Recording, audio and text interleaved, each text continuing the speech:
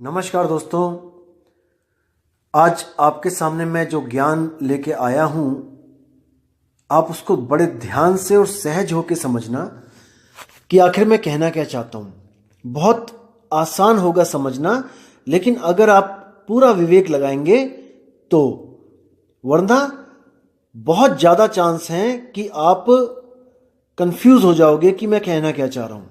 है बहुत इजी, समझना बहुत आसान है, लेकिन जो पुराने अज्ञान की जो परतें चढ़ी हुई हैं उनको उतारने में थोड़ा सा मुश्किल होगा आपको।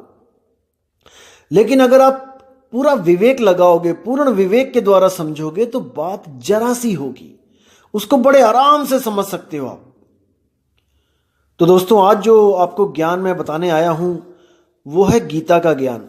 क्योंकि देखो, कई भगत लोग, अब मेरे भाई मुझे मेल करते हैं, मैसेज करते हैं कि गीता में इतने श्लोक में ये लिखा है, गीता में उतने श्लोक में ये लिखा है, इस मंत्र का जाप कर लो, उसका जाप कर लो, ओम तत्सत कर लो। दोस्तों, बहुत कुछ लिखा होता है हर ग्रंथ में, लेकिन आपने दूध और पानी का निबेड़ा करना होता है। हर चीज हर ग्रंथ में भी सही नहीं लिखी होती है। कहने का मतलब वो होती है, लेकिन अलग अलग विद्यार्थियों के लिए अलग अलग ज्ञान होता है। दोस्तों, इसको थोड़ा सा विवेक लगाओगे तो सब समझ में आ जाएगा। ऐसा नहीं है कि नहीं समझ में आएगा। जैसे आपको मैंने बताया कि पवित्र ज्ञान और मूल ज्ञान दोनों अलग अलग ज्ञान हैं। ये ज्ञान देने के वक्त पहले शिष्य को परखा जाता है कि वो उस काबिल है जो उसको ज्ञान दिया जाए। अगर शिष्य विवेकी नहीं है तो दोस्तों उसको मूल ज्ञान नहीं समझ में आएगा। आप बता भी दोगे तब भी उसके सिर के ऊपर से जाएंगी बातें, और उसका विश्वास पक्का नहीं हो पाएगा, क्योंकि वो अपने अंदर से उस विवेक को पैदा नहीं कर पा रहा है, जिसके कारण उसको विश्वास होगा, पूर्ण विश्वास होगा। और बिना पूर्ण विश्वास के वो चीज प्रकट हो ही नहीं सकती। इसीलिए साहिब ने कहा है कि मोको कहां ढूंढे रे बंदे, मैं तो तेरे पास में, खोजी होए तुरंत मिल जाऊं एक पल की तलाश में। कहे कबीर सुनो भाई साधो, मैं तो हूं विश्वास में। अब ये जो विश्वास है दोस्तों, ये आपको कोई दे नहीं सकता कि आपने झोली फैलाई कि गुरुजी मुझे विश्वास दे दो और गुरुजी उसमें विश्वास डाल दे। नहीं दोस्तों, ये विश्वास अंदर से पैदा होता है, अंदर से। ये विवेक के द्वारा पैदा होता है। जब आप विवेक करते हो किसी भी चीज पे, तब आपको अंदर से जो शक्ति मिलती है उसको विश्वास कहते हैं, जो आपको विश्वास करने पे मजबूर कर देती है। तब आप पूर्ण विश्वास में आ जाते हो। और फिर आपको अगर कोई उस विश्वास से हटाना भी चाहे दोस्तों, वो हटा नहीं सकता आपको, क्योंकि वो विश्वास आपको अंदर अंतर आत्मा से आया है। वो आपको किसी ने दिया नहीं है, वो आपका विश्वास अंदर से पैदा हुआ है।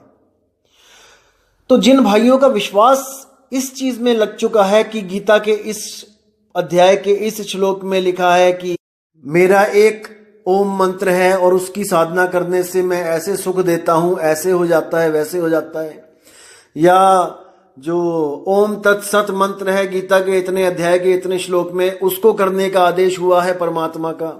नहीं मेरे भाई, नहीं। परमात्मा को जो आदेश हुआ है वो इतना पीछे नहीं है कि 13वें 14वें 15वें अध्याय में होगा। परमात्मा का आदेश बिल्कुल पहले आ चुका है। पहले अध्याय में आप देखेंगे तो उसमें धृतराष्ट्र को सारा कुछ बताया जा रहा है कि कैसे कैसे युद्ध हो रहा है, कौन कौन सामने खड़ा है, आमने सामने खड़ा है। और अर्जुन ने तीर कमान नीचे रख दिया है, कह रहा है मैं नहीं लड़ूंगा। दोस्तों ध्यान देना, पहले अध्याय में ये नॉर्मल बातें हुई और अध्याय कंप्लीट हो गया। अब इसके बाद जो दूसरा अध्याय आता है उसमें कृष्ण ने अर्जुन को पूरा ज्ञान, जो स्पष्ट ज्ञान है, जो मूल ज्ञान है, वो देने के लिए पूरा जोर लगा दिया, पूरा जोर लगाया उसने। और ये ज्ञान केवल परमात्मा के द्वारा बोला गया है। ये परमात्मा की दया हुई है तो कृष्ण जी के मुंह से ये ज्ञान निकला है, और बिल्कुल शुरू में निकला है। ये बाद में नहीं निकला, ये बिल्कुल शुरू में निकला है। कैसे? जैसे धर्मदास को कबीर साहब ने बताया, बिल्कुल शुरू में मूल ज्ञान समझाया, लेकिन मूल ज्ञान उसको 100 बार समझाया, 100 बार, फिर भी धर्मदास की बुद्धि उसको कैच नहीं कर पाई। इतना मूल ज्ञान था वो कि धर्मदास उसको समझ ही नहीं पाया कि कबीर साहब बोल क्या रहे हैं। इसलिए धर्मदास जब ये नहीं समझ पाया तो कबीर साहब ने एक पवित्र ज्ञान की रचना करी।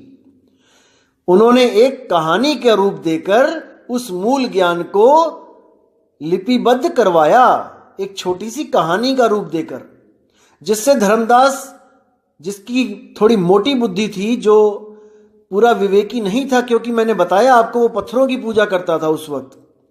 अब आप खुद समझ सकते हैं, जो इंसान पत्थरों को भगवान मान के बैठ गया है उसका लेवल ऑफ विवेक कितना होगा।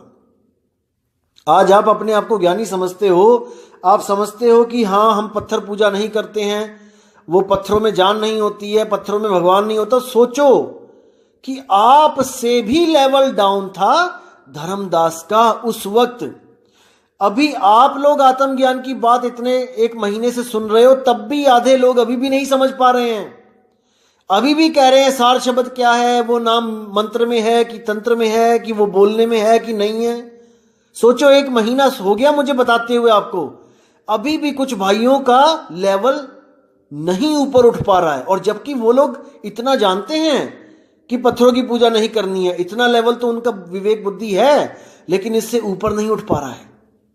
तो सोचो विवेक जो धर्मदास जी के पास था वो कितना लेवल डाउन का था। उनको मूल ज्ञान कहां से समझ में आ जाएगा जब आपके नहीं दिमाग में जा रहा है वो, जबकि आप कबीरपंथी भी हो, तब भी आप नहीं समझ पा रहे हो। आपने गीता भी पढ़ी है, तब भी आप उस आत्मा के गुण को नहीं समझ पा रहे हो, आत्मज्ञान को नहीं समझ पा रहे हो। तो धर्मदास कैसे समझता, अर्जुन कैसे समझता। तो अर्जुन को भी बिल्कुल शुरू में सबसे पहले मूल ज्ञान दिया गया कि अर्जुन आत्मा के बारे में सुन कि आत्मा कैसी होती है, क्या होती है।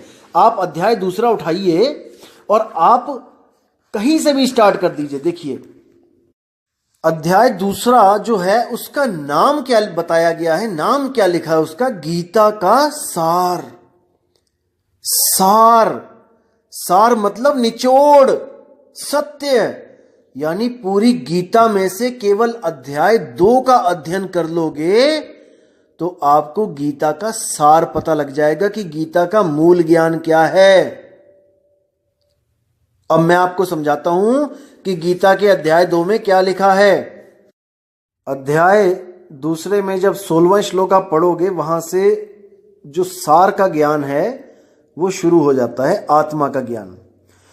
तो क्या लिखा हुआ है कि नास्तो विदुते वाला जो आप श्लोक पढ़ोगे तो उसमें देखिए उसका अर्थ क्या है कि तत्वदर्शियों ने यह निष्कर्ष निकाला है। यहां तत्वदर्शी का मतलब है जो सत्य असत्य को जान रहा है।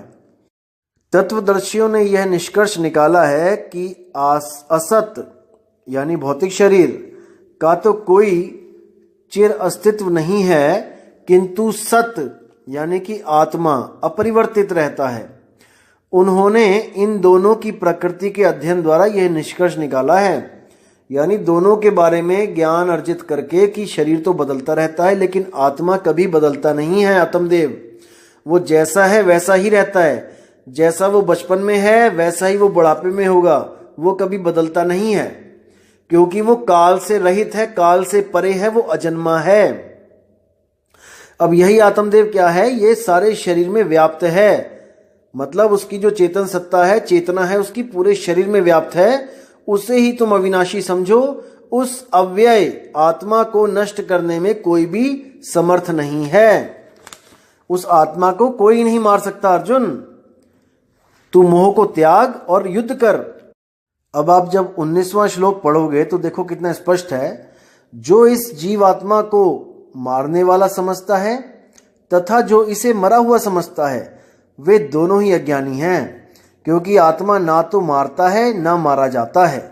यानी कि आत्मा अकर्ता है, वो कभी कोई कर्म नहीं करता। जितने भी कर्म हो रहे हैं ये सब प्रकृति के द्वारा हो रहे हैं, 3 गुणों के द्वारा हो रहे हैं। आत्मा से केवल शक्ति ली जा रही है। मन और तन दोनों का जो है कर्ता धर्ता आत्मा बना हुआ है, आत्मदेव बना हुआ है, और मन और तन दोनों ही आत्मा से शक्ति लेके अपना काम कर रहे हैं। तो आगे 20वें श्लोक में क्या लिखा है कि आत्मा के लिए किसी भी काल में ना तो जन्म है ना मृत्यु है। वह ना तो कभी जन्मा है ना जन्म लेता है और ना जन्म लेगा। वह अजन्मा है, नित्य है, शाश्वत है, पुरातन है। शरीर के मारे जाने पर भी वह मारा नहीं जाता। यह है आत्मा के गुण। ये सार बताया जा रहा है अर्जुन को, लेकिन अर्जुन इन बातों को नहीं समझ पा रहा है, क्योंकि उसका विवेक इतना नहीं है। वो एक आम जीव है, आम एक राजा है। वो कोई साधु महात्मा नहीं है जो इन बातों को वो समझेगा। आपने हमने 20-20 साल लगा दिए हैं संत मत में, इसलिए आज हम आत्मा को समझने की कोशिश कर रहे हैं। लेकिन एक आम आदमी आत्मा के गुणों को नहीं समझ सकता भाई।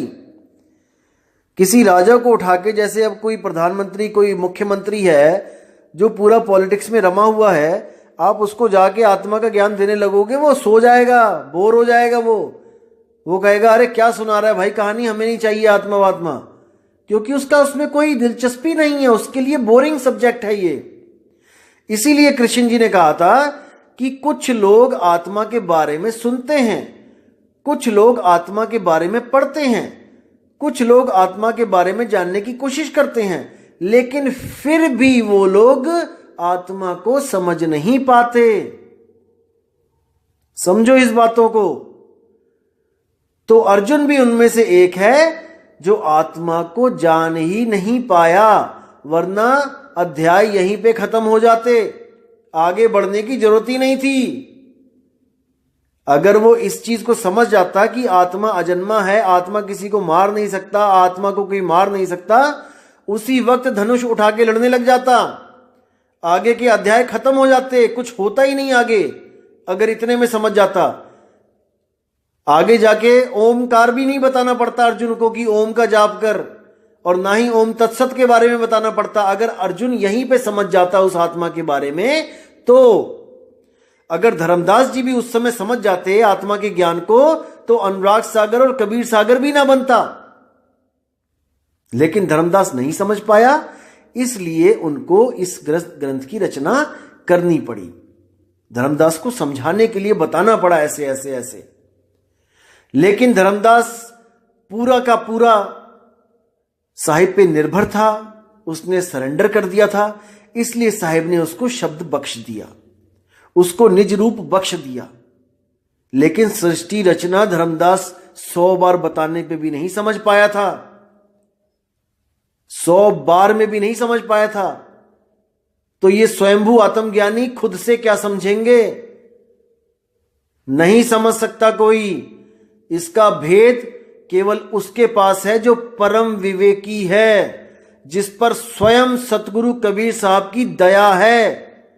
केवल वो जान सकता है इस भेद को, अन्यथा किसी की इतनी सामर्थ्यता नहीं है जो सृष्टि रचना का सही सही आपको भेद बता दे। कोई नहीं बता सकता। गुरु ग्रंथ साहब में आता है, पिता का जन्म क्या जाने पूत। अरे पुत्र क्या जानेगा कि पिता कैसे पैदा हुआ, कहां पैदा हुआ, कब पैदा हुआ? नहीं जान सकता। ये तो पिता ही आके बता दे अपने पुत्र को कि मैं यहां पैदा हुआ था और ये दिन था और ये साल था, तो भले पुत्र को पता लग जाए कि पिता कब पैदा हुआ। अदरवाइज कभी नहीं जान सकता। अब 22वें श्लोक में जो लिखा है कि जिस प्रकार मनुष्य पुराने वस्त्रों को त्याग कर नए वस्त्र धारण करता है, उसी प्रकार आत्मदेव पुराने तथा व्यर्थ के शरीरों का त्याग करके नए नए शरीर धारण करता है। अब इसमें आपने क्या समझना है कि आत्मदेव और शरीर, यहां पे 2 हस्तियां हैं। दो हस्ती हैं, एक आत्मदेव है और एक शरीर है। अब इन दोनों में आपने ये पता करना है कि किसका स्वरूप कैसा है। आत्मदेव शब्द रूप है और शरीर चरम रूप है। चरम यानी चमड़ी, इसको समझना है। यानी आत्मदेव जो है वो शब्द रूप है और जो शरीर है वो देह रूप चमड़ी रूप है। तो साहिब भी बोलते हैं कि चाम के महल में बोलता राम है और तू राम और चाम को चीन भाई। कि चमड़ी में, चमड़ी के शरीर में जो बोलता राम है उसको पकड़ो, उसको समझो। अगर उसको समझ लिया भाई तो इन शरीरों से न्यारे हो जाओगे। अब ये तो हो गया एक आत्मा और एक शरीर, जो भौतिक शरीर आपको दिख रहा है। अब इस भौतिक शरीर के अंदर भी कई शरीर हैं। दुविधा यहां पे है। तो लोग क्या समझते हैं, गलत फहमी में रहते हैं कि इस शरीर के अंदर से जो सूक्ष्म शरीर निकल रहा है शायद वो हमारी आत्मा है। दोस्तों प्रॉब्लम यहां पे है, हम लोग सूक्ष्म शरीरों को ही आत्मा समझ लेते हैं, जबकि सूक्ष्म के साथ शरीर लग रहा है। अब जब शरीर लग रहा है तो वो आत्मा कैसे हो सकती है? नहीं हो सकती। वो भी एक शरीर है। शरीरों के अंदर शरीर, शरीरों के अंदर शरीर, शरीरों के अंदर शरीर है। यही काल जाल है।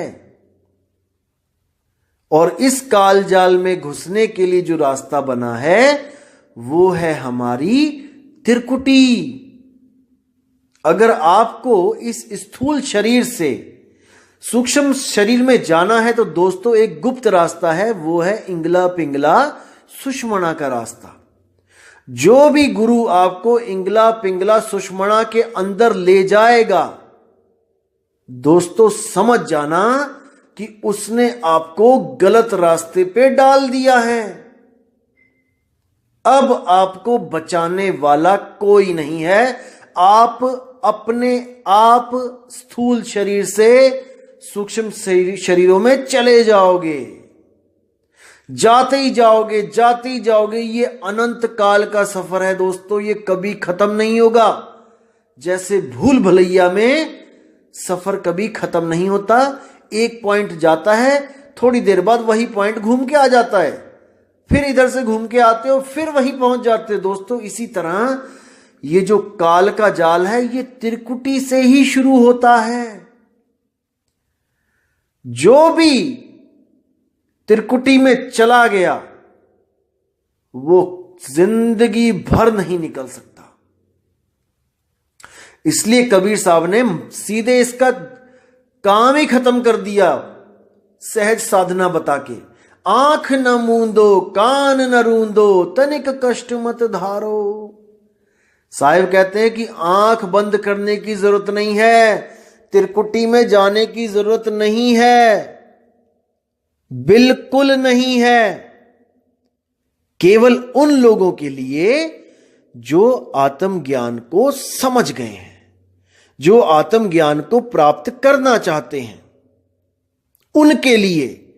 और जो लोग आत्मज्ञान को समझ ही नहीं पा रहे हैं, घड़ा पक ही नहीं रहा है, घड़ा कच्चा है, उसमें पानी नहीं डाला जाता। तो जो लोग आत्मज्ञान को नहीं समझ पा रहे हैं, नहीं समझ पाए, उन लोगों को कबीर साहब ने कई बार उन शब्दों के साथ जोड़ दिया जिनसे मुक्ति तो नहीं हो पाएगी, लेकिन उनको 84 लाख जूनों में भी नहीं जाना पड़ेगा। उनको भी कुछ ना कुछ भक्ति करने के लिए कबीर साहब ने प्रोत्साहित किया और उनको खोटे कर्मों से बचाने के लिए, ताकि आगे उनको दोबारा मनुष्य देह मिले, उनकी जो नीचे के लेवल की भक्तियां थीं उनसे जोड़ा। लेकिन फिर भी वो बोलते रहे, जोड़ने के बावजूद बोलते रहे कि भाई वो शब्द अकह है, नी अक्षर है, नी शब्द है। तो जिस जिस बंदे का विवेक जागता रहा, सत्संग में बैठता रहा, तो वो आके कबीर साहब से अपना कल्याण करवाता रहा। तो घड़े को बनाता है जब कुम्हार, तो वो जब बना के तैयार करता है तो बिल्कुल घड़े के जैसी ही शेप होती है उसकी, कच्ची मिट्टी की। पूरा देखने में लगता है कि घड़ा है, लेकिन कुम्हार उसमें कभी भी पानी नहीं डालता। उसको पता है ये घड़ा बना तो दिया है मैंने, लेकिन ये कच्ची मिट्टी है, जैसे ही मैं पानी डालूंगा ये फूट जाएगा, ये गल जाएगा। इसलिए उसको पकाया जाता है, और जब वो पक के निखर के बाहर आता है अग्नि में से, तब उसमें पानी डाला जाता है। यानी कि कबीर साहब किसी को भी पहले सार शब्द नहीं देते हैं, पहले कोई जाप के नाम दे देते हैं कि गुरु गुरु कर भाई, कोई राम राम कर भाई। जैसे हमारे गुरु जी भी पहली बार में सार शब्द नहीं देते हैं, पहली बार में 4 या 5 नाम देते हैं जो जपने में आते हैं, 52 अक्षरी नाम। वो देने का भी कोई मकसद होता है, क्योंकि घड़ा कच्चा है, अभी उसमें सार शब्द दिया जाएगा वो नहीं समझ पाएगा। इसलिए उसको केवल भक्ति से जोड़ने के लिए कुछ नाम दे दिए जाते हैं, और उसके बाद उन्हीं दिए हुए नामों को गलत बता के सार शब्द की महिमा बताई जाती है सत्संग में। जब आप जुड़ोगे, आप देखोगे कि जब आपको प्रथम चरण में जो नाम मिलेगा, उसमें गुरुजी आपको 4 या 5 या कितने भी, जितना उनका मन करेगा वो नाम आपको दे देंगे। वो नाम आपको दे देंगे जपने के लिए कि भाई इसको उठते बैठते जपना। यानी कि आपका मन अब गुरु के नाम में जुड़ना शुरू हो, आपको जो काम बताया गया है आप वो काम करो। और जब आप सत्संग में बैठोगे तब गुरुजी खुद अपने मुखार बिंद से बोलेंगे कि वो नाम बोलने लिखने पढ़ने में नहीं आता। अब जो विवेकी शिष्य होगा वो ये सोचेगा कि गुरुजी ने दिए तो मुझे नाम बोलने वाले हैं, और गुरुजी कहते हैं कि भाई वो नाम बोलने में नहीं आता, तो उसका विवेक जागना शुरू होगा कि यानी कुछ तो गड़बड़ है, जो मुझे नाम मिला है ये सही नहीं है, इसका मतलब जो कोई और नाम है वो अभी मुझे मिलना बाकी है। जिज्ञासा बनेगी, गुरु से सवाल जवाब करेगा, गुरु उसको संतुष्ट करेगा जवाब दे दे के, साखियां बता बता के। और जब उस बच्चे को इतना समझ में आ जाएगा कि वो नाम विदेह है, वो अकह है, वो अनामी है, वो निशब्द है, वो नी अक्षर है, तब वो गुरु से उस नाम को लेने की अरदास करेगा, भेद जानने का अरदास करेगा। तो पहला चरण हो गया आपको जब नाम दिया बोलने वाला। दूसरा चरण हो गया आपका सत्संग, कि कितने समय तक आप सत्संग में सीख नहीं समझ नहीं जाते कि वो नाम बोला नहीं जा सकता। यह है आपका दूसरा चरण। और तीसरा चरण होता है जब आप ज्ञान को समझ जाते हो और गुरु से सार शब्द का भेद प्राप्त करते हो। इसलिए कबीर साहब ने बोला, प्रथमे शिष्य होवन जो आई, ताको पान देओ तुम भाई। जब देखो तुम दृढ़ता ज्ञाना, ताको कहो शब्द परवाना। और शब्द माही जब निश्चय आवे, ताको ज्ञान अगाध सुनावे। वो अगाध ज्ञान कब सुनाया जाएगा? जब शब्द में निश्चय आ जाएगा आपका। 101% आप इस बात को समझ जाओगे कि वो नाम अकह है, अनाम है, नियक्षर है, विदेही है। जब आप इस बात को समझ जाओगे, आपका दूसरा चरण खत्म हो गया। अब गुरु आपको वो सार शब्द वस्तु लखाएगा। एक छुड़ाए, जो पहले आपको 4-5 नाम दिए थे वो छुड़ा दे कि नहीं बेटा ये नहीं जपने हैं। एक लखाए, वो सार वस्तु, वो निज नाम, वो आपका अपना नाम, वो आपको लखाएगा। और जब आप उसको लखोगे तब आपके सारे भ्रम खत्म हो जाएंगे और आप अपने निज स्वरूप को प्राप्त करने के लिए तत्पर हो जाओगे, जुट जाओगे। और जब आपके भाव भक्ति बनेगी, तब परमात्मा की पूरी दया होगी आप पे। दोस्तों, आपकी लगन और परमात्मा की दया, ये दोनों चीज चाहिए, तब जाके भक्ति पूर्ण होती है। परमात्मा दया कर रहा है, 24 घंटे कर रहा है, और आपकी लगन ही नहीं है, तो बात नहीं बनेगी। आपकी लगन लगी हुई है लेकिन परमात्मा आप पर दया नहीं कर रहा है, तब भी बात नहीं बनेगी। इसलिए अरदास भी करना है और भक्ति भी करनी है, दोनों चीज करनी पड़ेंगी। अरदास भी करनी है और अपना फर्ज भी निभाना है, भजन भक्ति भी करनी है और उससे मालिक से दया की भीख भी मांगनी है। और जैसे ही वो प्रकट हो गया दोस्तों, फिर आप ही आप हो, फिर दो नहीं रहे। तू करता तू भया, मुझ में रहा ना हूं, और आपा परखा मिट गया। जब मैंने आपको यानी अपने आप को परखा, आपा परखा मिट गया। क्या मिट गया? सब भरम मिट गया। जित देखूं तित तू, यानी अब मुझे घट घट में मेरा साइया नजर आने लगा। घट घट मेरा साइया, सुनी सेज न कोय, और बलहारी व घट की जिस घट प्रगट होए। हे मेरे परमात्मा, ऐसा कोई घट नहीं है जहां पे आप विराजमान नहीं हो। कक्का केवल नाम है, बब्बा ब्रह्म शरीर, और रारा सब में रम रहा, वाको नाम कबीर। वो है कबीर। जब आप अपनी 10 इंद्रियां और इस मन माया को कंट्रोल कर लोगे, तब आप स्वयं कबीर हो जाओगे।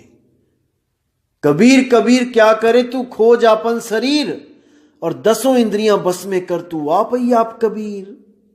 कबीर साहब कहते हैं कि तुझ में मुझ में भेद नहीं है, ये केवल मन और माया का भेद है। जिस दिन तूने अपने स्वरूप को लख लिया, उस दिन तुझ में मुझ में कोई फर्क नहीं है। बस देह का फर्क होगा कि तू देह में है और मैं देह से न्यारा हूं। जिस दिन देह छूट गई, तू और मैं एक ही समझना, अब दो नहीं रहे। तो इन बातों को समझना है दोस्तों, इस ज्ञान को समझना है। ये कबीर साहब का मूल ज्ञान है। ये बहुत बहुत कम लोगों की बुद्धि में जाता है, बहुत कम लोग इसको समझ पाते हैं, इसलिए बिरला बोला गया है इसको, बिरला। अरे लाखन में कोई समझ ना पई है, कोटि मध्य जानेंगे, कहे कबीर सुनो बैसादो, हमें बिरले हंस पहचानेंगे। कहते हैं 1 लाख लोगों को अगर आप सत्संग करोगे, उनमें तो कोई समझ ही नहीं पाएगा, लाखन में कोई समझ ना पई है। कोट मध्य जानेंगे, करोड़ लोगों को सत्संग करोगे, उनमें से कुछ विवेकी लोगों को समझ में आएगा ये आत्मज्ञान। और कहे कबीर सुनो बैसादो, मुझे बिरले हंस पहचानेंगे। यानी कि मुझे जो ज्ञान दाता है, जगत गुरु है, सारे ब्रह्मांडों में जो एक ही है, जो सबका गुरु है, उसको कोई बिरला पहचानेगा। नहीं तो सब के सब ब्रह्म को ही सत्य मानेंगे, ब्रह्म में ही ध्यान लगाएंगे और ब्रह्म की ही स्तुति करके ब्रह्म ज्ञान को प्राप्त हो जाएंगे। पार ब्रह्म ज्ञान तक कोई नहीं पहुंच सकता जब तक स्वयं पार ब्रह्म परमेश्वर आकर अपना भेद ना बता दे, स्वयं आकर हमें हमारा आत्मज्ञान ना दे दे। जब तक कोई नहीं जा सकता, उस पार ब्रह्म अवस्था को प्राप्त नहीं कर सकता। सब ब्रह्म अवस्था में आके ही एको ब्रह्मास्मि कहकर शांत हो जाते हैं, उससे आगे रास्ता नहीं मिलेगा। त्रिकुटी में जो भी गया है वो धुर नहीं पहुंच पाया, नहीं पहुंच पाया। त्रिकुटी के अंदर 5 ब्रह्म हैं, अवस्थाएं हैं, 5 ब्रह्म अवस्थाएं हैं। मैं अगली बार ये शब्द खोलूंगा, संतों सब शब्दे शब्द बखाना, शब्द फांस फंसे सब कोई शब्द नहीं पहचाना। इसमें 5 शब्दों का वर्णन है और वही 5 ब्रह्म अवस्थाएं हैं। मैं उनको अच्छी तरह खोलूंगा आपको, ताकि आपको कर नैनो दीदार महल में प्यारा है उस शब्द को समझने के लिए एक पौड़ी मिल जाए। जब इस शब्द को समझ जाओगे तो कर नैनो दीदार का जो अगला पार्ट आएगा उसको समझने में आपको देर नहीं लगेगी। इसलिए मैं उसको डिले कर रहा हूं, क्योंकि उसको समझाने से पहले मुझे आपको और भी चीजें समझानी हैं जिसके द्वारा आप उसको समझ पाओगे। जैसे दोस्तों मैथ के जो सवाल होते हैं, टीचर सबसे पहले आपको फार्मूले सिखाता है, फार्मूले सिखा देगा, फिर आपको किसी भी अध्याय से कोई भी सवाल निकाल के दे देगा। आपने उस सवाल को फार्मूले के द्वारा सुलझाना है। अगर वो फार्मूले ना बताएगा और आपके सामने सवाल रख दे तो आप उलझ जाओगे। इसलिए आपको मैं सारे फार्मूले बताऊंगा और उसके बाद मैं सारे ज्ञान को खोलता जाऊंगा पौड़ी दर पौड़ी, ताकि आपको कंफ्यूजन ना हो। क्योंकि मुझे सुनने वाले सब विवेकी नहीं हैं। मुझे पता है अगर 3000 बंदा आज जुड़ा है तो उसमें मैं केवल 2% को विवेकी मानता हूं दोस्तों। 2% मान के चलो, इससे ज्यादा विवेकी नहीं है।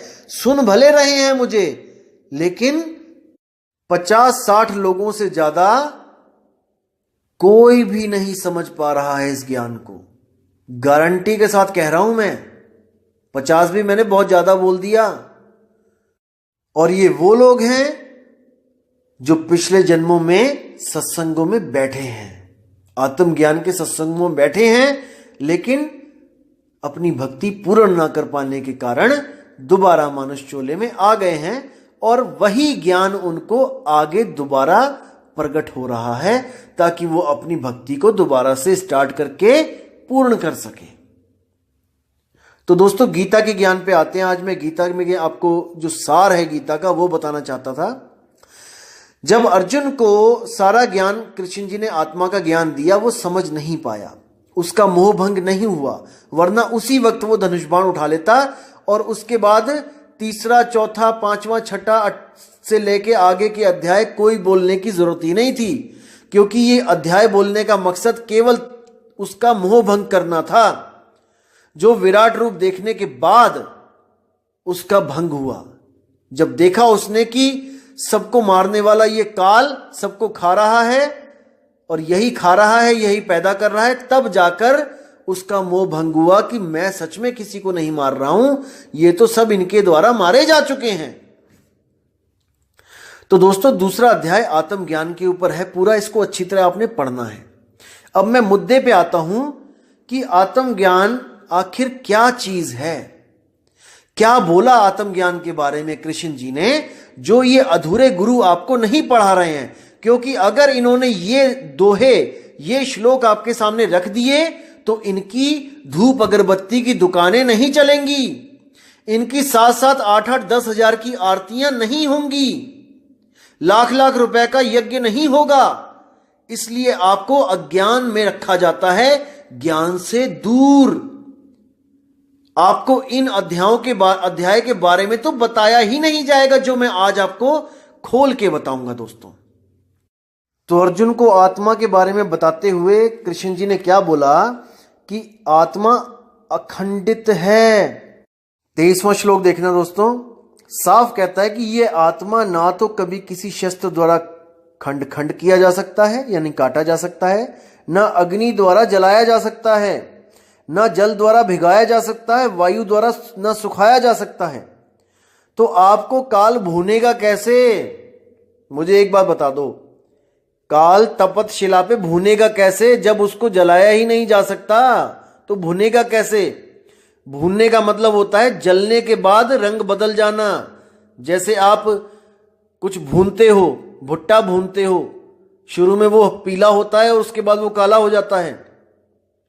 तो जब आत्मा को जलाया नहीं जा सकता तो भूनेगा कैसे? दोस्तों भूना जाता है शरीर, आत्मा नहीं भूना जाता है। फिर समझ लो अच्छी तरह, आत्मा और शरीर में आप लोग कंफ्यूज हो। सूक्ष्म शरीरों को भी जलाया जा सकता है, काटा जा सकता है। आप लोग सपने देखते हो, सपनों में क्या आता है? सूक्ष्म शरीर आते हैं, उसमें कुत्ते पीछे पड़ जाते हैं, शेर पीछे पड़ जाते हैं, आपकी गर्दन कट जाती है, आपके हाथ कट जाते हैं, बहुत कुछ होता है। लेकिन वो भी सूक्ष्म शरीर है जो आत्मा के द्वारा ही चलाया जा रहा है।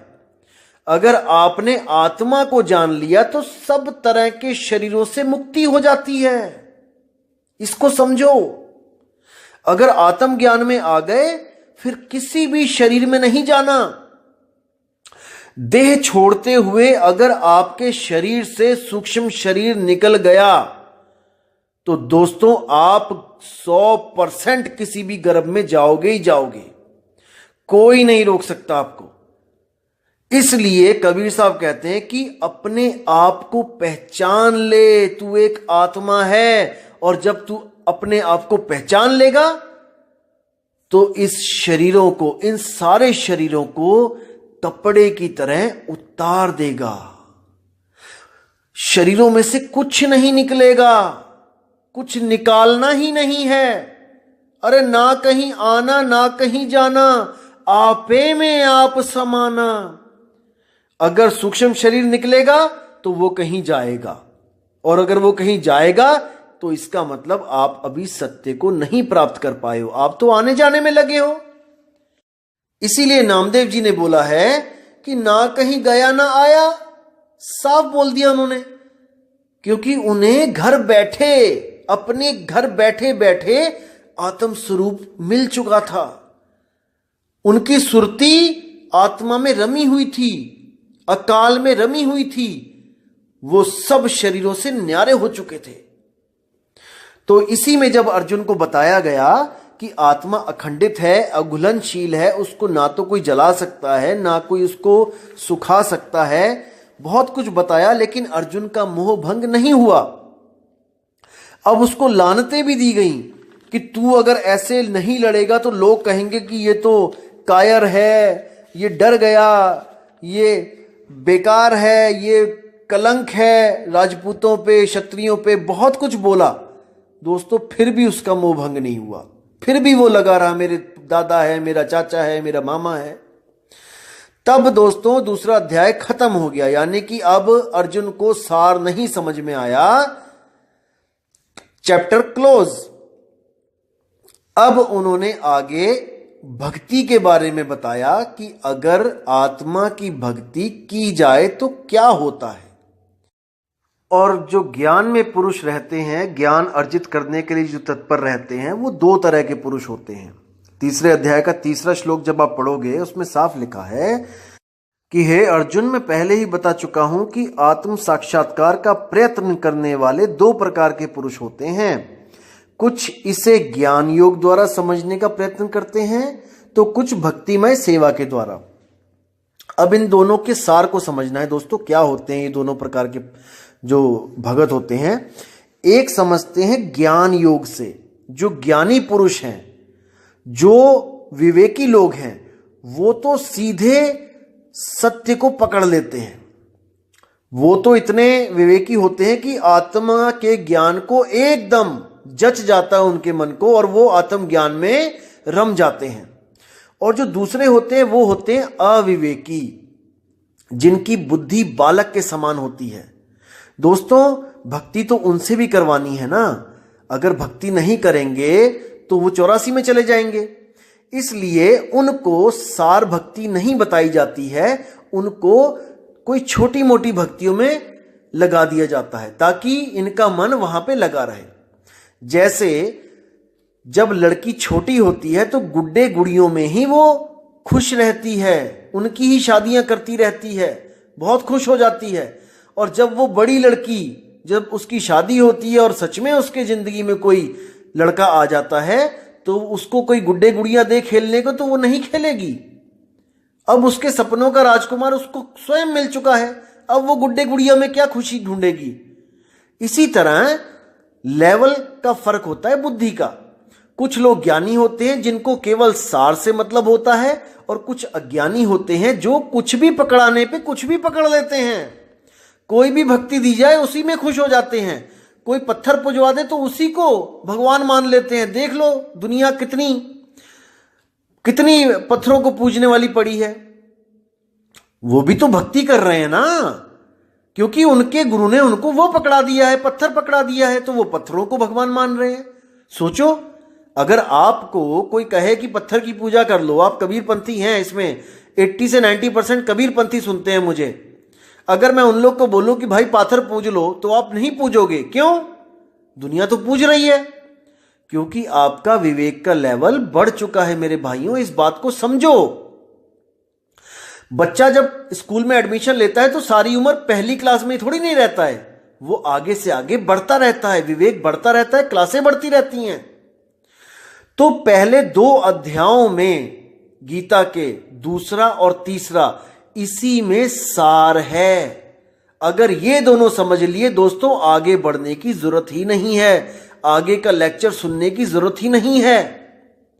आगे का लेक्चर उसके लिए बनाया गया है जो इन दोनों में भी सार को नहीं पकड़ पाए।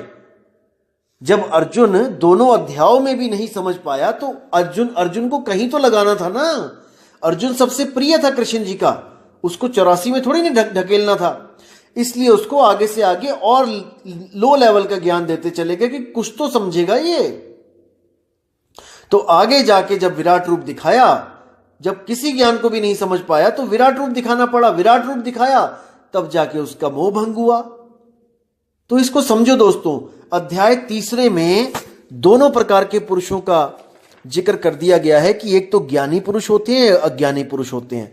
जो ज्ञानी पुरुष होते हैं वो क्या करते हैं, वो केवल और केवल आत्मा को जानते हैं, केवल आत्मा को। आप तीसरे अध्याय का 17वां श्लोक पढ़िए, क्या लिखा है। उससे पहले भी पढ़िए, 15, 14, 15 भी पढ़िए, कि उसमें नियत कर्मों के बारे में है कि वेदों में नियमित कर्मों का विधान है और ये वेद साक्षात श्री भगवान से प्रकट हुए हैं। फलता सर्वव्यापी ब्रह्म यज्ञ कर्मों में सदा स्थित रहता है। ये 15वां श्लोक है कि वेदों के द्वारा नियमित कर्मों को करो, जैसे वेदों में लिखा है उसको भी करो। क्योंकि इसमें दोनों तरह के पुरुषों का जिक्र है, तो ये भी बताया जा रहा है साथ में, क्योंकि दोनों ज्ञान रखे जाएंगे इसी अध्याय में। तो लेकिन ये हो गया नियमित कर्म, जो वेदों के द्वारा यज्ञ करो, जप करो, मंत्र करो, माला फेरो, जो मर्जी करो वेदों के द्वारा।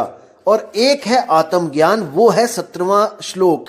उसमें क्या है कि किंतु जो व्यक्ति आत्मा में ही आनंद लेता है तथा जिसका जीवन आत्म साक्षात्कार युक्त है और जो अपने में ही यानी कि आत्मा में ही पूर्णतया संतुष्ट रहता है, उसके लिए कुछ करणीय कर्तव्य नहीं होता।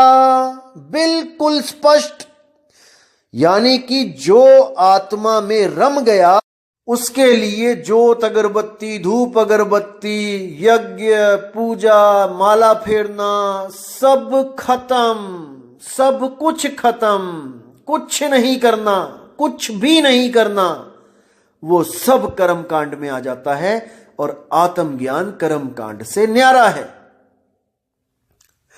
तीसरे अध्याय का 17वां और 18वां श्लोक पढ़ लेना, ये पूरी गीता का सार है, आत्मज्ञान का सार है। अगर इन दोनों श्लोकों को आपने समझ लिया दोस्तों, पूरी गीता पढ़ने की जरूरत नहीं पड़ेगी, साइड में उठा के रख देना। केवल 2 श्लोक समझ लो। अगर इन 2 श्लोकों को आप समझ गए तो मान के चलो कि 99% आप कबीर साहब का ज्ञान समझ गए। अब केवल 1% रहता है, वो है आत्मा का भेद, जो गीता में नहीं है। बस गीता को 99% मान के चलो और कबीर साहब के ज्ञान को 100% मान के चलो, तब बात 100% बनेगी। अब देखो 17वें अध्याय में कह दिया कि जो व्यक्ति आत्मा में ही आनंद लेता है, आत्मा में ही संतुष्ट है, उसके लिए कुछ करणीय कर्तव्य नहीं होता। अब जो अगला श्लोक है 18वां, उस श्लोक का जो सार है वो क्या है, गुरु न चेला रहूं अकेला। यही इस श्लोक का सार है। देखिए क्या लिखा है कि स्वरूप सिद्ध व्यक्ति, जो स्वरूप सिद्ध है यानी जिसको आत्मज्ञान हो गया है, स्वरूप सिद्ध व्यक्ति के लिए ना तो अपने नियत कर्मों को करने की आवश्यकता रह जाती है।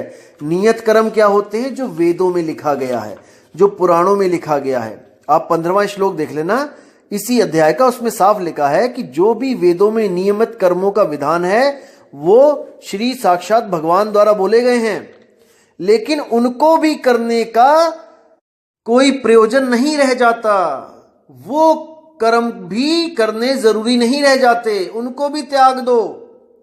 कोई ओम नहीं, कोई ओम तत्सत नहीं, कोई मूर्ति पूजा नहीं, कोई माला नहीं फेरनी, 108 108 माला फेरते हैं, कोई घी के दिए नहीं जलाने, कोई यज्ञ नहीं करना, केवल आत्म सत्ता में रमण करना है। कितना स्पष्ट है, क्या लिखा है? स्वरूप सिद्ध व्यक्ति के लिए ना तो अपने नियत कर्मों को करने की आवश्यकता रह जाती है, ना ऐसा कर्म करने का कोई कारण रह जाता है। कोई कारण ही नहीं बचा कि मुझे ये सब कर्म करने पड़े।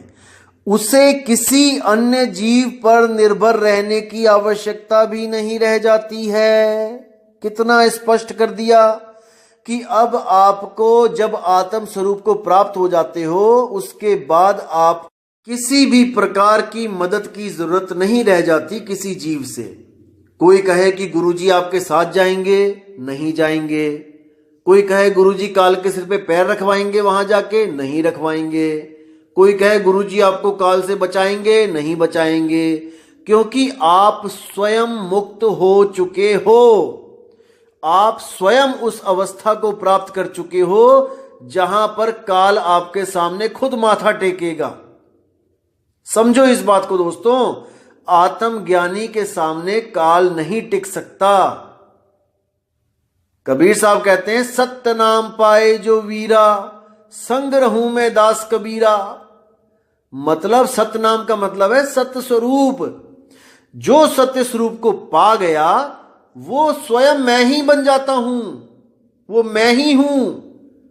इसीलिए संग रहूं मैं दास कबीरा। मैं ही जब वो हो गया तो काल आगे तो माथा तो टेकेगा ही। राम कबीरा एक भय हैं, कोई ना सके पछाणी।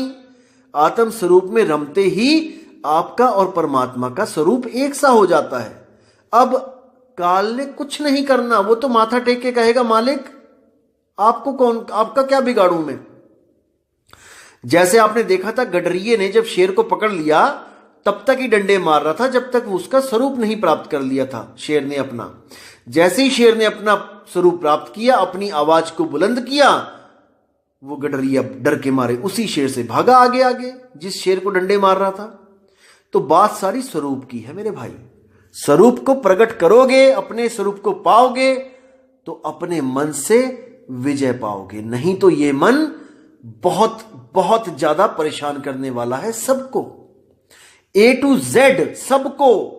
अभी नहीं समझ में आ रहा दोस्तों, जब कोई बीमारी लग जाएगी तब एक एक आदमी को समझ में आएगा कि इस शरीर को छोड़ने से पहले काश कोई मैंने पक्का घर ढूंढ लिया होता जहां मुझे ठिकाना मिलता। इसलिए विवेक करो, विचार करो, अभी समय है मेरे भाइयों, अभी समय है। तो जब यहां पर भी उसका मोह भंग नहीं हुआ और देखा कृष्ण जी ने कि भाई ये तो मेरे बताने से कुछ समझ ही नहीं रहा है। क्योंकि कई बार क्या होता है, हम लोग समझते हैं कि घर का जोगी जोगड़ा, बाहर का जोगी सिद्ध। घर का बंदा कुछ बताए आपको ज्ञान की बात तो आप कहते हो अरे चल तू क्या बताएगा मुझे। और वही बात जब कोई बाहर से कोई चोला पहन के आ जाता है, बाबा बताता है, तो ऐसा लगता है आहा हा, बाबा जी ने क्या ज्ञान दिया है, अमृत ही घोल दिया कानों में। तो जब अर्जुन को देखा कि भाई ये मेरी बात नहीं मान रहा है, शायद मुझे अपना मित्र ही समझ रहा है, इसलिए तो चौथे अध्याय में, तीसरे के बाद जो चौथा अध्याय आता है उसमें उसको अर्जुन को बोला कि तू ऐसा कर भाई कि किसी गुरु के पास चला जा। मैं तो तेरा मोह भंग नहीं कर पा रहा हूं, लेकिन किसी गुरु के पास जाकर ये ज्ञान समझना, इसी ज्ञान को, आत्म ज्ञान को उस गुरु से समझना जिसने अपने स्वरूप को प्राप्त कर लिया हो। आप चौथे अध्याय का 34वां श्लोक देखोगे तो उसमें साफ लिखा है कि तुम गुरु के पास जाकर सत्य को जानने का प्रयास करो। सत्य क्या है? आत्मा ही सत्य है, बाकी सब कुछ असत्य है। आत्म ज्ञान बिना सब झूठा, क्या काबा क्या काशी, अरे जल में बीन प्यासी, मुहे देखत आवे हासी। तो कहते हैं उनसे विनीत होकर, यानी कि निम्न पद में आकर, उनको अपना गुरु मानकर और खुद उनके दासों के दास बनकर उनसे विनीत होकर जिज्ञासा करो, उनसे मांगो, सत्य को मांगो और उनकी सेवा करो। सेवा जरूरी है मेरे भाई, सेवा जरूरी है। कुछ पाखंडी लोग, कुछ स्वयंभू आत्मज्ञानी लोग आपको विमुख करेंगे गुरुओं से कि गुरु की सेवा करने की जरूरत नहीं है, गुरु के पैर दबाने की जरूरत नहीं है, गुरु के पास कुछ दान पुण्य करने की जरूरत नहीं है, कोई पैसे देने की जरूरत नहीं है, कुछ करने की जरूरत नहीं है। मेरे भाई, जब तक तुम सेवा नहीं करोगे गुरु की, तुम्हारा अहंकार खत्म नहीं हो सकता। कुछ लोग कहते हैं कि पैसे देने जरूरी हैं। दोस्तों, मैं मानता हूं कि पैसे की सेवा सबसे निचली सेवा है, निम्न सेवा है, क्योंकि ना तो आपका शरीर थका, ना ही आपका मन थका, बल्कि पैसा देकर आपका मन और चौड़ा हो गया कि मैंने पैसा दिया इतना, मेरा नाम लिखवा दिया जाए, पंखों पे मेरा नाम लिखा दिया जाए। दान देने की बात कर रहा हूं मैं। लोग दान देते कम है और अपना नाम ज्यादा करवा लेते हैं। अखबार में नाम छपवाएंगे, कम से कम 1200 रुपए लगेगा, और दोस्तों 500 रुपए का पंखा देके उसके तीनों पर पे नाम लिखवा लेंगे और आती जाती दुनिया उसको देखेगी। 500 में नाम छप गया। अखबार में छपवाना हो 1200 से कम नहीं लगते हैं। सस्ते में बढ़िया नाम प्रचार कर लिया अपने नाम का। दोस्तों, यही अहंकार है। जब आप तन की सेवा करते हैं तो तन थकता है, तो आपके कर्म कटते हैं। जो आपके तन को कर्म काटने के लिए परेशान होना था, आपने वही कर्म अपने काट लिए गुरु की सेवा करके, अपने तन को थका के। आपका मन, जो आपको पता नहीं कहां कहां पे छित्र पड़वाता गलत काम करके, अब आपने उस मन को गुरु के चरणों में लगा लिया। अब आपका मन एकाग्र होकर भक्ति करेगा, आप फालतू के चक्करों से बच जाओगे। और जो आपका धन, जो आप गलत जगह पे लगा देते, कोई शराबों में लगा देता, कोई कबाबों में लगा देता, कोई अलग अलग गलत जगहों पे जुए में लगा देता, अब वही धन अगर आपका गुरु की सेवा में जा रहा है, और गुरु अपने लिए नहीं लेगा, गुरु उसी धन के भंडारे कर देगा। गुरु उसी धन से आने वाली संगत के लिए कोई छत बना देगा, कोई पानी की व्यवस्था कर देगा, कोई भोजन भंडारा कर देगा। तो आपका वो धन गुरु की सेवा में भी लगा और आपको पुण्य भी प्राप्त हुआ। हालांकि पुण्य आपने ये सोच के नहीं गुरु को देना है कुछ भी, कि मुझे इसका रिवर्स चाहिए, मुझे इसका कुछ, इसके बदले मुझे कुछ चाहिए। नहीं, हमने वो अपनी एक हाथ से दिया श्रद्धा से, और दूसरे हाथ को खबर नहीं होनी चाहिए। किसी भी नाम के चक्कर में नहीं पड़ना है कि मेरा नाम हो। नहीं, नाम हो गया तो आपको बदला अभी मिल गया, उसका कर्म नहीं कटे आपके, वाहवाही मिल गई, बात खत्म है। लेकिन अगर आपने गुप्त तरीके से दिया है दोस्तों, तो आप जानते हो और परमात्मा जानता है, बस तीसरे को बताने की जरूरत नहीं है। परमात्मा आपकी पूरी मदद करेगा। तो दोस्तों, मुद्दे पे आते हैं कि क्या बोला जा रहा है कि तुम गुरु के पास जाकर सत्य को जानने का प्रयास करो, उनसे विनीत होकर जिज्ञासा करो और उनकी सेवा करो। स्वरूप सिद्ध व्यक्ति तुम्हें ज्ञान प्रदान कर सकते हैं, क्योंकि उन्होंने सत्य का दर्शन किया है। यानी कि जो गुरु सत्य का दर्शन, सत्य क्या है? आत्मा ही सत्य है। जो गुरु आत्मा का दर्शन कर चुका है, सत्य का दर्शन कर चुका है, वो तुम्हें भी करा सकता है। लेकिन अगर तुम्हें विश्वास हो तो, अगर तुम विवेकी हो तो ये है उन विवेकी लोगों के लिए आत्मज्ञान जिनको केवल दूध चाहिए, पानी नहीं। समझना दोस्तों, जिनको केवल सार चाहिए, असार नहीं। तो अगले श्लोक में क्या बोलते हैं कि स्वरूप सिद्ध व्यक्ति से वास्तविक ज्ञान प्राप्त कर चुकने पर तुम पुनः कभी ऐसे मोह को प्राप्त नहीं होगे, क्योंकि इस ज्ञान के द्वारा तुम देख सकोगे कि सभी जीव परमात्मा के अंश स्वरूप हैं, अर्थात वह सब मेरे हैं।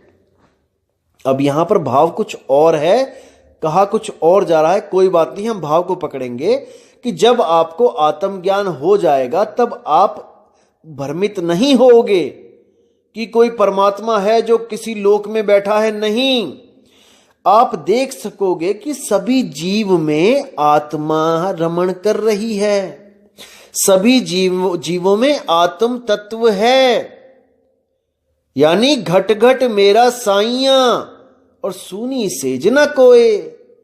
तब आपको यह ज्ञान हो जाएगा कि घट घट में साहिब कबीर बैठे हैं आत्म स्वरूप के रूप में। कबीर केवल नाम बोलने के लिए बोल रहा हूं मैं, इसका मतलब यह मत समझना कि टोपी वाले कबीर बैठे हैं। कबीर का मतलब है आत्मदेव। सोहम, घट घट में सोहम विराजमान है।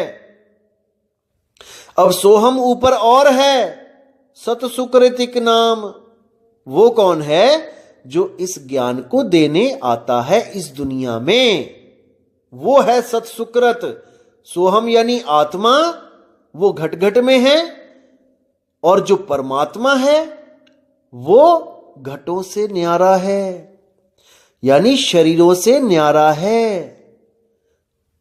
वो ज्ञान देने आता है कि तुम भी घट से न्यारे हो जाओ, इस शरीर से न्यारे हो जाओ, विदेही हो जाओ, देह को त्यागो, विदेही हो जाओ और मेरी अवस्था को प्राप्त कर लो। बिल्कुल सिंपल।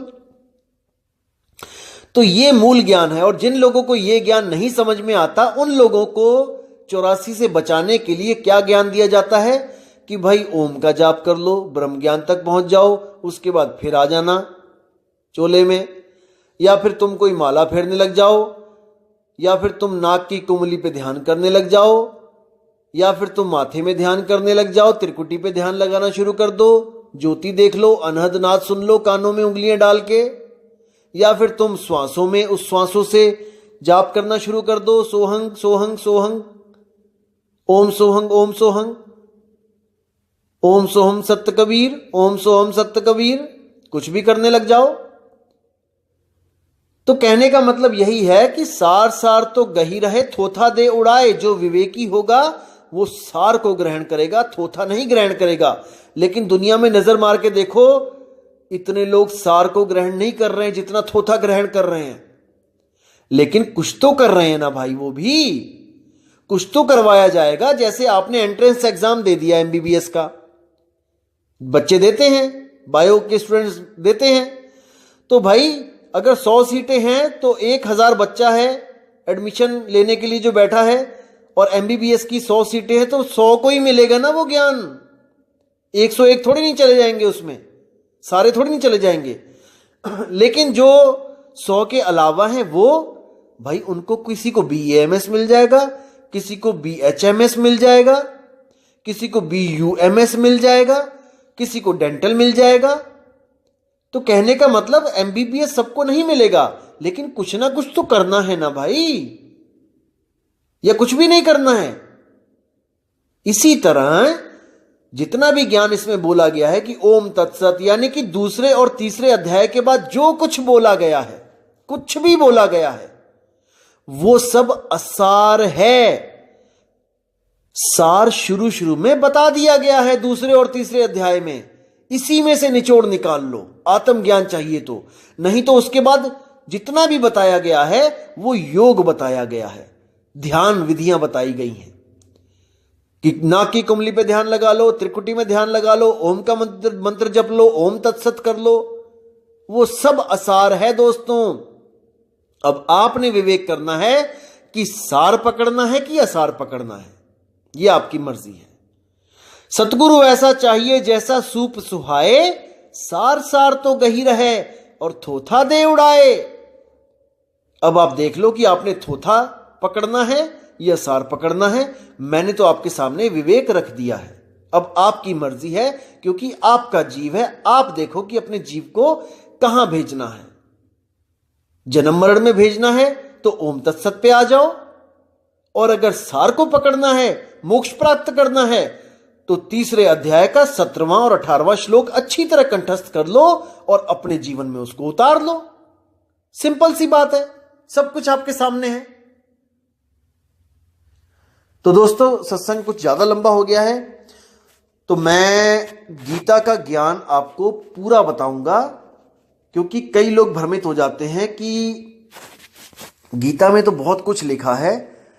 मैं गीता की एक एक श्लोक आपको बता सकता हूं कि क्या भाव है उसका। देखो दोस्तों, इन बातों को समझना पड़ेगा कि गीता क्या कहना चाह रही है। देखो, अक्षरों को पकड़ते हैं सब, भावों को नहीं पकड़ते। एक एक चीज आपको, एक एक श्लोक ऐसे क्लियर कर दूंगा जिसको समझ के 1% भी आपके दिमाग में दुविधा नहीं आएगी। दोस्तों, बिल्कुल क्लियर हो जाएगा। एक एक श्लोक, एक एक श्लोक ऐसा दिमाग में आपके फिट हो जाएगा कि आपको कोई भ्रमित नहीं कर पाएगा गीता का नाम लेके कि गीता में ये लिखा है, गीता में वो लिखा है। यकीन करना दोस्तों, इतना समर्थ है कि एक एक श्लोक ऐसे कंठस्थ करवा दूंगा उनके सार के साथ कि आपसे कोई ज्ञान चर्चा सपने में भी नहीं कर पाएगा। लेकिन मैं चाहता हूं कि आप केवल सत्य को पकड़ो, क्योंकि सार सार गहे रहो, थोथा दे उड़ाए। हमने थोथे में टाइम वेस्ट नहीं करना है, क्योंकि सांस हमारी एक एक कम हो रही है। इसलिए हमने जल्दी से जल्दी अपना कल्याण करवाना है, आत्मज्ञान में आ जाना है। दोस्तों, आत्मज्ञान से बड़ा कोई ज्ञान नहीं है, कोई ज्ञान नहीं है। इसको समझ जाओ, आत्मज्ञान ही निज नाम है। निज नाम यानी मेरा नाम, मेरा ज्ञान। मैं कौन हूं? मैं एक आत्मा हूं, लेकिन मैं मन और माया के चक्कर में भ्रमित हो गया हूं, इसलिए खुद को नहीं पहचान पा रहा हूं। लेकिन सतगुरु बड़े दयाल हैं, भेद दिया बतलाए, कोटि जन्म का पंथ था, पल में दिया पहुंचाए। ये ओम तत्सत युगों युगों से होता आ रहा है। ये ब्राह्मण लोग ओम तत्सत करते ही आ रहे हैं, लेकिन मोक्ष नहीं मिल रहा, मुक्ति नहीं मिल रही है। मुक्ति केवल और केवल आत्म ज्ञान से मिलेगी दोस्तों। तो दोस्तों, इसी के साथ मैं अब आपसे विदा लेता हूं और आपसे बहुत जल्दी मुलाकात होगी। और मुझे पूरी उम्मीद है कि आप इस ऑडियो से बहुत ज्यादा विवेकी हो जाओगे और गीता का सार क्या है वो भी समझ जाओगे। तो दोस्तों, बहुत जल्दी मिलेंगे आपसे। तब तक के लिए मुझे आज्ञा दीजिए और मालिक से मैं दुआ करूंगा कि आपके विवेक में इतनी बढ़ोतरी होए, इतनी बढ़ोतरी होए कि कोई आपके सामने टिक ना पाए। कौन? जो अपने आप को विवेकी समझते हैं और गीता और वेदों के प्रमाण ले लेके लोगों को भ्रमित करते हैं। आपके सामने टिक नहीं सकते अगर आप तीसरे अध्याय का 17वां और 18वां श्लोक खोल के उनको दिखा दो तो। और ये दिखाना आपने ही है दोस्तों, मैंने नहीं। मैंने तो दिखा दिया जो दिखाना था। अब काम आपका है कि सत्य को पकड़ना है कि असत्य को पकड़ना है। तो ठीक है दोस्तों, अब विदा चाहता हूं मैं। जय गुरु बंदी छोड़ वैराग साहिब जी, जय गुरु बंदी छोड़ मदन साहिब जी, जय जय बंदी छोड़ सतगुरु सत्य कबीर साहिब की सदा ही जय हो। साहिब बंदगी सतनाम।